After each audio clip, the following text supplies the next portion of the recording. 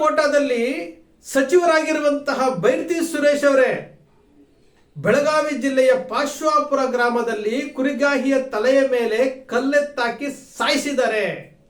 ಪತ್ರಿಕೆಗಳಲ್ಲೆಲ್ಲ ವರದಿಯಾಗಿದೆ. ಕುರುಬರ ಕೋಟದಲ್ಲಿ ಮಂತ್ರಿ ಆಗಿದ್ದೀರಿ ನೀವು, ಕುರುಬರ ಕೋಟದಲ್ಲಿ ಮಂತ್ರಿ ಆಗಿದ್ದೀರಿ. ಕುರುಬರ ಮೇಲೆ ದೌರ್ಜನ್ಯ ನಡೀತಾ ಇದೆ. ಆ ದೌರ್ಜನ್ಯ ನಡೀತಾ ಇದೆ, ನಾನು ಕುರುಬರ ಪರವಾಗಿ ಇದ್ದೇನೆ ಅಂತೇಳಿ ಒಂದು ಮಾತು ಬರ್ತಾ ಇಲ್ಲ. ಕೆರೂರಿನಲ್ಲಿ ಒಬ್ಬ ಕುರಿಗಾಹಿಯನ್ನ ಕತ್ತು ಸೀಳಿ ಹತ್ಯೆ ಮಾಡಿದಾಗ ಆ ಸ್ಥಳಕ್ಕೆ ಹೋಗೇ ಇಲ್ಲ. ಕಲಬುರಗಿ ಜಿಲ್ಲೆ ಆಳಂದ ತಾಲೂಕಿನ ಖಾನಾಪುರ ಗ್ರಾಮದಲ್ಲಿ ಕುರುಬರನ್ನ ಬಹಿಷ್ಕಾರ ಹಾಕಿದಾಗ ಆ ಸ್ಥಳದಲ್ಲಿ ಹೋಗೇ ಇಲ್ಲ. ನಿಮ್ಮ ಜೊತೆ ನಾವಿದ್ದೀವಿ ಅಂತ ಹೇಳೇ ಇಲ್ಲ. ಕೊಪ್ಪಳ ಜಿಲ್ಲೆ ಯಲಬುರ್ಗಾ ತಾಲೂಕಿನ ಹಿರೇಮೇಗೇರಿ ಗ್ರಾಮದಲ್ಲಿ ಒಬ್ಬ ಸಮಾಜದ PDO ಮೇಲೆ ಒಬ್ಬ ಗ್ರಾಮ ಪಂಚಾಯತಿ ಸದಸ್ಯ ಚಪ್ಪಲಿನಲ್ಲಿ ಹೊಡೆದಾಗ ಅವ್ರು ಹೋಗಿ ನಿಮ್ಮ ಜೊತೆ ನಾವಿದ್ದೀವಿ ಅಂತ ಹೇಳೇ ಇಲ್ಲ. ಇಲ್ಲಿ ಗೋಕಾಕ್ ತಾಲೂಕು ಅರಬಾವಿನಲ್ಲಿ ಒಬ್ಬ ಕುರಿಗಾಹಿಯ ಕಾಲನ್ನ ಕತ್ತರಿಸಿದಾಗ ಆ ಜಾಗಕ್ಕೆ ಹೋಗಿ ನಾನು ಜೊತೆ ಇದ್ದೀನಿ ಅಂತೇಳಿ ಹೇಳೇ ಇಲ್ಲ. ಕುರುಬರ ಕೋಟದಲ್ಲಲ್ವಾ ನೀವು ಮಂತ್ರಿ ಆಗಿರೋದು?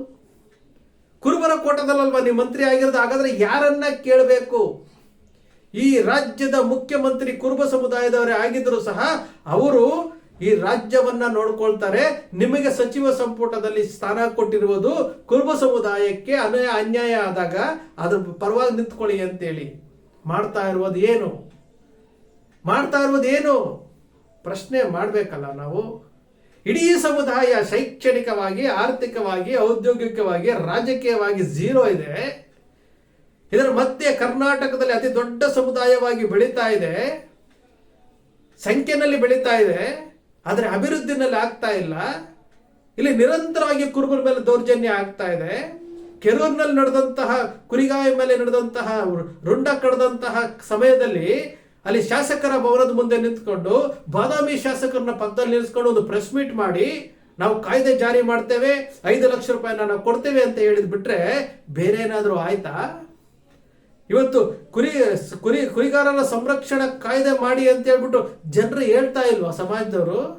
ಯಾತಕ್ಕೆ ಅದನ್ನ ಮಾಡಕ್ ಹೋಗ್ತಾ ಇಲ್ಲ? ಕ್ಯಾಬಿನೆಟ್ ಅಲ್ಲಿ ಕುತ್ಕೊಂಡು ಇದು ಕುರಿಗಾರರ ಸಮಸ್ಯೆ, ಇದನ್ನ ಅಕ್ಸೆಪ್ಟ್ ಮಾಡಿ ಕಾಯ್ದೆ ಜಾರಿ ತನ್ನಿ ಅಂತ ಕ್ಯಾಬಿನೆಟ್ ಅಲ್ಲಿ ಕುತ್ಕೊಂಡು ಹೇಳಲಿಕ್ಕೆ ಆಗಲ್ವಾ?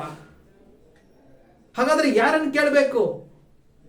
ಹಾಗಾದ್ರೆ ಯಾರಿದ್ದಾರೆ ಕುರುಬರ ಸಮಾಜದಲ್ಲಿ ಪ್ರಶ್ನೆ ಮಾಡೋರು? ಕುರುಬರ ಸಮಾಜಕ್ಕೆ ಆಗುವಂತವ್ರು ಯಾರಿದ್ದಾರೆ? ಮಾಡಬೇಕಲ್ಲ, ಮಾಡಬೇಕಾಗಿರೋ ಕೆಲಸ ಮಾಡಬೇಕಲ್ಲ. ಮೈಸೂರಿನಲ್ಲಿ 13 ವರ್ಷಗಳ ಹಿಂದೆ ಕನಕ ಇಂಜಿನಿಯರಿಂಗ್ ಕಾಲೇಜಿಗೆ ಅಂತೇಳಿ 10 ಕೋಟಿ ರೂಪಾಯಿಯಷ್ಟು ಹಣವನ್ನ ಸಂಗ್ರಹ ಆಗಿದೆ. ಅರ್ಧಂಬರ್ಧ ಕಟ್ಟಡ ಆಗಿದೆಯಲ್ಲ, ಅದರ ಬಗ್ಗೆ ಬಹಳಷ್ಟು ಚರ್ಚೆಗಳಾಗ್ತಾ ಇದೆಯಲ್ಲ. ಕೊನೆಯ ಪಕ್ಷ ಆ ಕನಕ ಇಂಜಿನಿಯರಿಂಗ್ ಕಾಲೇಜ್ ಏನಾಗಿದೆ ಅದನ್ನು ಪೂರ್ಣಗೊಳಿಸೋಣ, ಅದಕ್ಕೇನಾದ್ರೂ ಒಂದು ಮಾಡೋಣ. ಇಲ್ಲ ಅಂದ್ರೆ ಕನಕ ಇಂಜಿನಿಯರಿಂಗ್ ಕಾಲೇಜನ್ನ ಅದನ್ನು ಸಂಪೂರ್ಣವಾಗಿ ಕಾಗಿನೆಲೆ ಮಟ್ಟಕ್ಕೆ ಕೊಡೋಣ, ನಿರಂಜನಾನಂದಪುರಿ ಸ್ವಾಮೀಜಿ ಅವರು ಕೊಡೋಣ, ಅವ್ರಿಗೊಂದಷ್ಟು ಅನುದಾನ ಕೊಡ್ಸೋಣ, ಇಂಜಿನಿಯರಿಂಗ್ ಕಾಲೇಜ್ ಕಂಪ್ಲೀಟ್ ಆಗಲಿ, ಮಠದ ಹಡಿನಲ್ಲಿ ತರಲಿ ಅಂತ ಹೇಳ್ಬಿಟ್ಟು ಒಂದು ಚೂರಾದ್ರೂ ಯೋಚನೆ ಮಾಡಬೇಕಾಗಿತ್ತಲ್ವಾ? ಯಾರಾದ್ರೂ ಮಾಡ್ತಾ ಇದ್ದಾರ? ಕುರುಬರ ಕೋಟದಲ್ಲಿ ಮಂತ್ರಿ ಆಗಿರುವಂತಹ ಸುರೇಶ್ ಅವರು ಮಾಡ್ಬೋದಾಗಿತ್ತಲ್ಲ, ಯಾಕೆ ಮಾಡ್ತಾ ಇಲ್ಲ? ಕರ್ನಾಟಕ ಪ್ರದೇಶ ಕುರುಬರ ಸಂಘ ಬೆಂಗಳೂರಿನ ಆರ್ಟ್ ಆಫ್ ಸಿಟಿನಲ್ಲಿ ಅದು ಯು ಶೇಪ್ ಅಲ್ಲಿ ಇರುವಂತಹ ಕಟ್ಟಡ, 17,000 ಚದುರಡಿ ಇರುವಂತಹ ಕಟ್ಟಡ, ಅದನ್ನ ಒಡೆದು ನಾವು ಕಟ್ತೇವೆ ಅಂತೇಳಿ ಆಗ್ಲೇ ಹೊಡಿತಾ ಇದ್ದಾರೆ. ಕೊನೆಯ ಪಕ್ಷ ಮಠದ ಸ್ವಾಮೀಜಿಗಳನ್ನಾದ್ರೂ ಕರೆದು ಅವ್ರ ಜೊತೆ ಕೂತ್ಕೊಂಡು, ಸ್ವಾಮೀಜಿಗಳೇ ಈ ರೀತಿ ನಾವು ಕುರುಬರ ಸಂಘನ ಹೊಡಿತಾ ಇದ್ದೇವೆ, ಈ ರೀತಿ ಒಪ್ಪಂದ ಆಗಿದೆ, ಬಿಲ್ಡರ್ಸು ಮತ್ತೆ ನಮ್ಮ ಮಧ್ಯೆ ಒಪ್ಪಂದ ಆಗಿದೆ, ಇಷ್ಟೆಲ್ಲ ಆಗ್ತಾ ಇದೆ, ಇದು ಬ್ಲೂ ಪ್ರಿಂಟು, ಈ ಪ್ರಿಂಟ್ ಅಲ್ಲಿ ಇಷ್ಟ ಆಗುತ್ತೆ, ಇಷ್ಟು ದಿವಸದಲ್ಲಿ ಕಟ್ಟಡ ಆಗುತ್ತೆ, ಇದು ಒಡೆಯುವಂತಹ ಕಲ್ಲು ಬಾಗಿಲು ಕಿಟಕಿಗಳನ್ನ ಇಷ್ಟಕ್ಕೆ ನಾವು ಮಾರ್ತಾ ಇದ್ದೇವೆ, ಇಷ್ಟು ಖರ್ಚಾಗುತ್ತೆ, ಇಷ್ಟಿಷ್ಟು ದೇಣಿಗೆ ಕೊಡ್ತಾ ಇದ್ದಾರೆ, ನಾವು ಕರ್ನಾಟಕದಲ್ಲಿ ಎಲ್ಲರ ಹತ್ರ ದೇಣಿಗೆಯನ್ನು ಕಲೆಕ್ಟ್ ಮಾಡ್ತೀವಿ, ನಾವು ಸಮಿತಿ ಮಾಡ್ತಾ ಇದ್ದೀವಿ, ಸ್ವಾಮೀಜಿಗಳೇ ನೀವು ಅದರ ಉಸ್ತುವಾರಿ ತೆಗೆದುಕೊಳ್ಳ್ರಿ, ನಿಮ್ಮ ನೇತೃತ್ವದಲ್ಲಿ ಸಮಿತಿ ಆಗ್ಲಿ. ಇದನ್ನೆಲ್ಲ ಹೇಳ್ಬೋದಾಗಿತ್ತಲ್ಲ, ಕುರುಬ ಸಮುದಾಯದ ಮುಂದೆ ಹೇಳ್ಬೋದಾಗಿತ್ತಲ್ಲ. ಯಾರಿಗೂ ಹೇಳದೆ, ಏನೂ ಮಾಡದೆ ತಾವೇ ಹೋಗಿ ಗುದ್ದಲಿ ಪೂಜೆ ಮಾಡಿ, ಯಾವುದೇ ವಿಶ್ವನಾಥನ್ನ ಕರೆಸಿಲ್ಲ,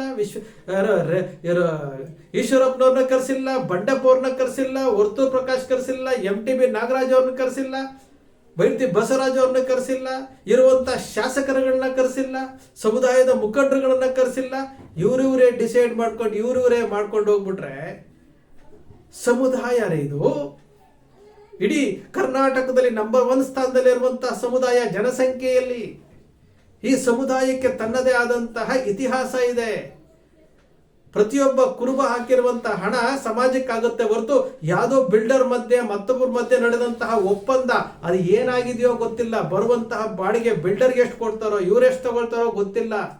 ಯಾವುದನ್ನು ಗೊತ್ತಿಲ್ಲದೆ ಬಚ್ಚಿಟ್ಟು ಮಾಡ್ತಾ ಇದ್ದಾರೆ. ಈಗ ಕೋರ್ಟ್ಗೆ ಹೋಗ್ತಾ ಇದೆ, ಕೋರ್ಟಲ್ಲಿ ಅರ್ಧಂಬರ್ಧ ಸ್ಟೇ ಬಂತು ಅಂತಂದಾಗ ಅವಾಗ ಏನ್ ಮಾಡ್ತೀರಿ? ಕೋರ್ಟಲ್ಲಿ ಸ್ಟೇ ಮಾಡ್ಲಿಕ್ಕೆ ಎಲ್ಲವನ್ನೂ ರೆಡಿ ಮಾಡ್ಕೊಂಡಿದಾರಲ್ಲ, ಇವೆಲ್ಲ ನಡೀತಾ ಇದೆಯಲ್ಲ. ಇದನ್ನೇ ಹೇಳಿರುವಂತ ಬೈರತಿ ಸುರೇಶ್ ಅವರು ಕುರುಬರ ಕೋಟಾದಲ್ಲಿ ಮಂತ್ರಿ ಆಗಿರುವಂತವ್ರು, ಕುರುಬರ ಕೋಟಾದಲ್ಲಿ ಮಂತ್ರಿ ಆಗಿರುವಂತವ್ರು.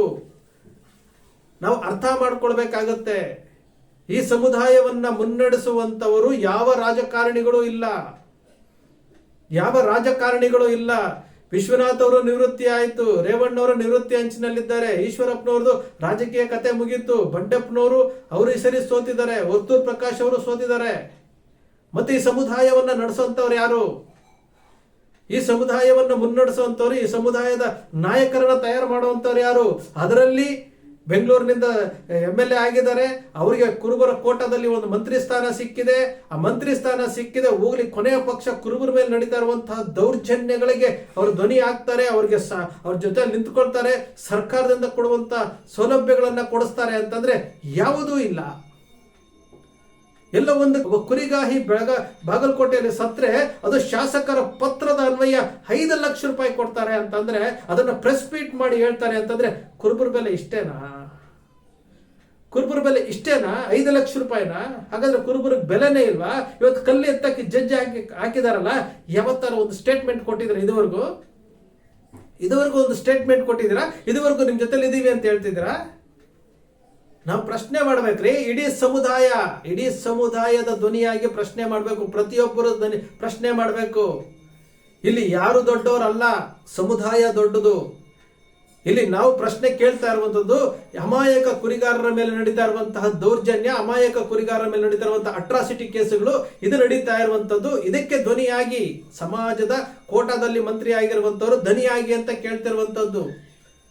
ಕಳೆದ ಸರ್ಕಾರದಲ್ಲಿ ಮುಖ್ಯಮಂತ್ರಿ ಆಗಿದ್ದು 2013ರಿಂದ 2018ರವರೆಗೂ ಒಬ್ಬ ಕುರುಬ ಸಮುದಾಯದಕ್ಕೆ ಒಬ್ಬರು ಮೇಟಿಯವರು ಮಾಡಿದ್ರು, ಆಮೇಲೆ ರೇವಣ್ಣವರು ಮಾಡಿದ್ರು, ಮತ್ತೊಬ್ಬರನ್ನ ಮಾಡಲೇ ಇಲ್ಲ. ಈ ಬಾರಿ ಇನ್ನೊಬ್ಬರನ್ನ ಮಾಡ್ಬೇಕಲ್ಲ, ಉತ್ತರ ಕರ್ನಾಟಕ ಭಾಗದಲ್ಲಿ ಒಬ್ಬರನ್ನ ಸಚಿವರನ್ನಾಗಿ ಮಾಡ್ಬೇಕಾಗಿತ್ತಲ್ಲ, ಮಾಡಲೇ ಇಲ್ಲ. ಸಚಿವರನ್ನಾಗಿ ಮಾಡಿದ್ರೆ ಉತ್ತರ ಕರ್ನಾಟಕ ಭಾಗದಲ್ಲಿ ಅವರು ಸ್ಪಂದಿಸ್ತಾ ಇದ್ರು, ಮಾಡಲೇ ಇಲ್ಲ. ಯಾರನ್ನ ಹೋಗಿ ಪ್ರಶ್ನೆ ಕೇಳಬೇಕು, ಯಾರ ಹತ್ರ ಹೋಗಿ ಮಾತನಾಡಬೇಕು? ಇದು ನಮ್ಮ ಸಮಾಜದ ಪರಿಸ್ಥಿತಿ. ದನಿ ಎತ್ತಬೇಕು, ವಿಷಯ ಗೊತ್ತಾಗಬೇಕು, ಚರ್ಚೆ ಆಗಬೇಕು. ಅವರು ಹಣವಂತರು, ಅವರು ಕೋಟ್ಯಾಧಿಪತಿಗಳು, ಇನ್ನೊಬ್ಬ ದುಡ್ಡಿಲ್ದೇ ಇರ್ಬೋದು, ಆದರೆ ಕುರುಬ ಅಂದ್ರೆ ಕುರುಬ ಅಷ್ಟೇ ರೀ. ಸಮುದಾಯ ಅಂದ್ರೆ ಸಮುದಾಯ ಅಷ್ಟೇ. ಎಲ್ಲರೂ ಊಟ ಮಾಡೋದು ಒಂದು ತನ್ನಾನೆ, ಹೊಟ್ಟೆ ತುಂಬದ ಮೇಲೆ ವಾಂತಿ ಬರುತ್ತೆ. ಎಲ್ಲರೂ ಹಾಕೋದು ಬಟ್ಟೆನೆ. ಇಲ್ಲಿ ಶ್ರೀಮಂತ ಬಡವ ಅನ್ನೋದು ಬರೋದಿಲ್ಲ. ಕುರುಬ ಅಂತಂದ್ರೆ ಸ್ವಾಭಿಮಾನಿ ಕುರುಬ, ಅಮಾಯಕ ಕುರುಬ, ಮುಗ್ಧ ಕುರುಬರ ಮೇಲೆ ನಡೀತಾ ಇರುವಂತಹ ದೌರ್ಜನ್ಯಗಳು ನಿಲ್ಲಬೇಕು, ಕಾಯ್ದೆಗಳು ಜಾರಿ ಆಗಬೇಕು. ಕುರುಬ ಸಮುದಾಯ ಅಂದ್ರೆ ಭಯವೇ ಇಲ್ಲ. ಸಮುದಾಯದ ಒಬ್ಬ ಮುಖ್ಯಮಂತ್ರಿ ಪಟ್ಟದಲ್ಲಿ ಕೂತಿದ್ದಾರೆ ಅಂತಂದ್ರೆ ನಿರಂತರವಾಗಿ ನೋಡಿ, ಈ ವಾರದಲ್ಲಿ 2 ಪ್ರಕರಣಗಳು ನಡೆದಿದೆ.